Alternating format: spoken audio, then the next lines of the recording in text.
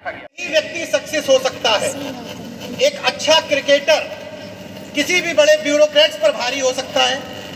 एक अच्छा सिंगर किसी भी बड़े जज पर भारी हो सकता है। एक अच्छा और बड़ा पत्रकार किसी भी हाई कोर्ट जस्टिस पर भी भारी हो सकता है। मैं सिर्फ ये कहने की कोशिश कर रहा हूं कि आप अपने अंदर की कला को मत मारिएगा किसी के कहने पर।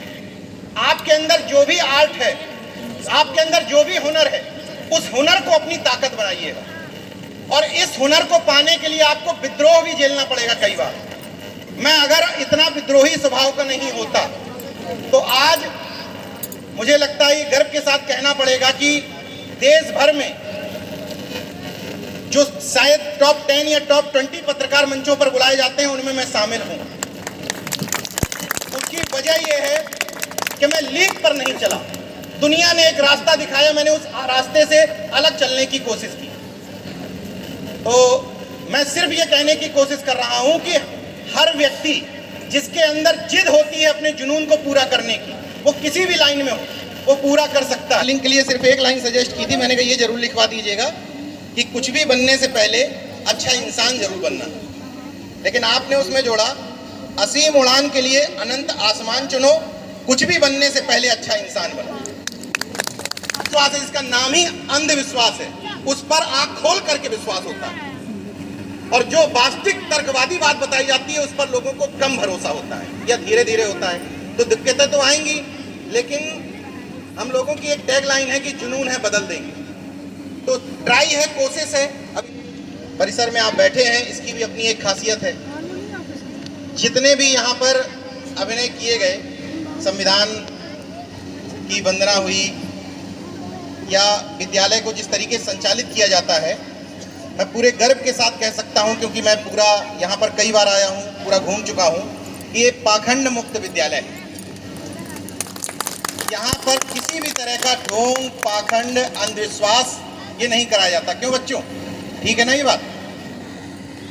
यहाँ बच्चों को इस बात के लिए प्रेरित किया जाता है कि जब आप अपने गांव घर में जाएं तो लोगों को इस बात के लिए प्रेरित करें कि सांप काटने की दवा डॉक्टर के पास होती है, किसी मौलवी मौलाना या और तंत्र मंत्र से नहीं दूर होती है। इसलिए इस विद्यालय को चुना।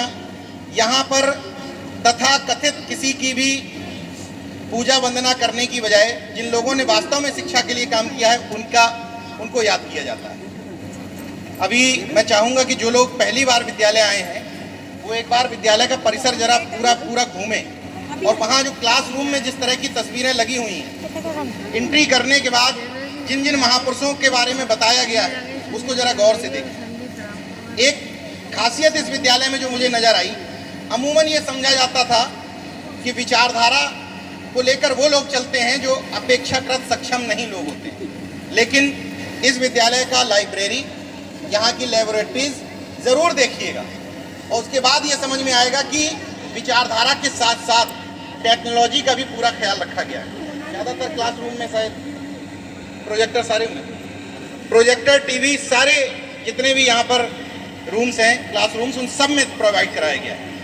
तो और हाँ, एक खासियत और जिसने मुझे सबसे ज़्यादा आकर्षित किया, ये विद्यालय की मैनेजमेंट कमेटी में है, सत्यवीर जी हमारे मैनेजमेंट कमेटी में है, और पुरुषोत्तम जी, मतलब जितने लोग यहाँ मैनेजमेंट कमेटी में है, मैक्सिमम के बच्चे बच्ची न सिर्फ यहीं पढ़ते हैं बल्कि इसी हॉस्टल में भी रहते हैं।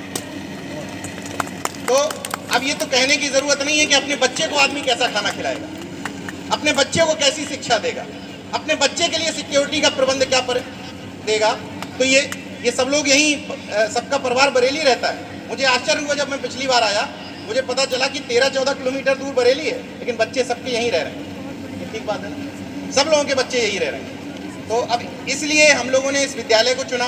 जब मैंने इस पर वीडियो बनाया था पिछली बार, तभी AK सिंह भैया यहाँ बैठे हुए हैं। ये हमारे मूक नायक टाइप के व्यक्ति हैं, शांत रहते हैं, पर्दे के पीछे रहते हैं, और ये मुंबई में डिफेंस अकाउंट्स में सर्विस करते हैं, इसलिए सामने नहीं आते हैं। लेकिन ये कहने में कोई दो राय नहीं है कि अगर सावित्रीबाई फुले मंच पे दिख रही थी तो ये ज्योतिबा फुले के रूप में किरदार निभा रहे हैं। परंपराओं को कर्म कांडों को नहीं मानेगा वो नीच पशुओं सा मारा जाएगा, वो नीच पशुओं सा मारा जाएगा, वो नीच पशुओं सा मारा जाएगा।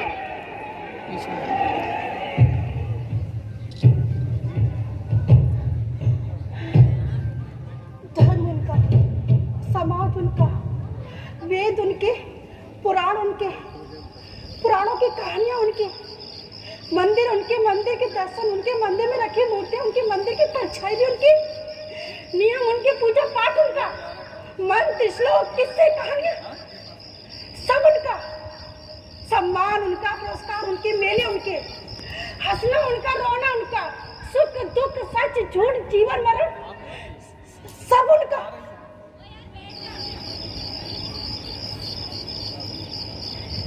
तो फिर हमारा क्या है?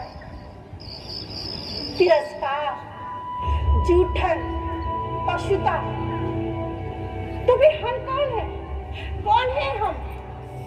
नीच, पापी, अधर्मी, ढोर ढंगर पशु नहीं।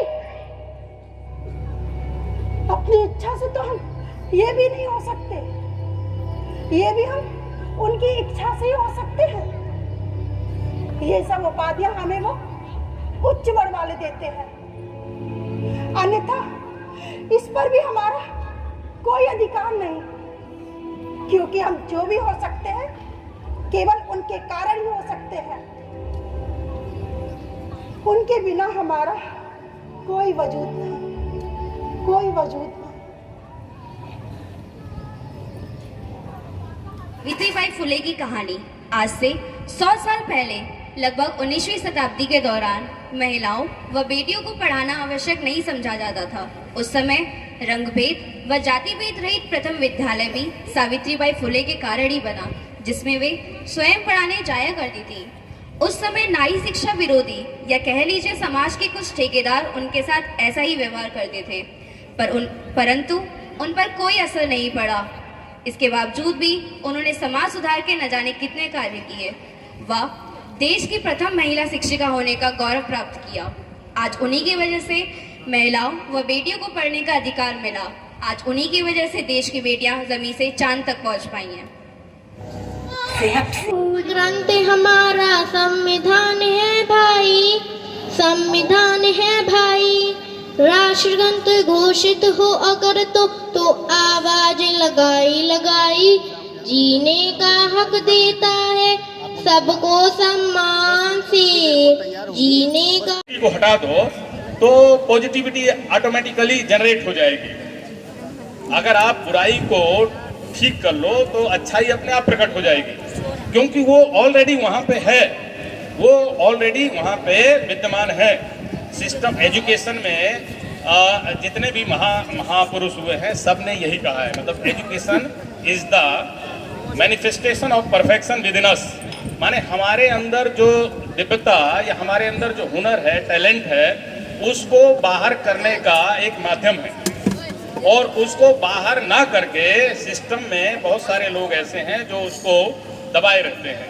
हमारे एजुकेशन में भी बहुत सारी ऐसी चीज़ें हैं जो हमको यानी डिस्परेट करती हैं, नेगेटिविटी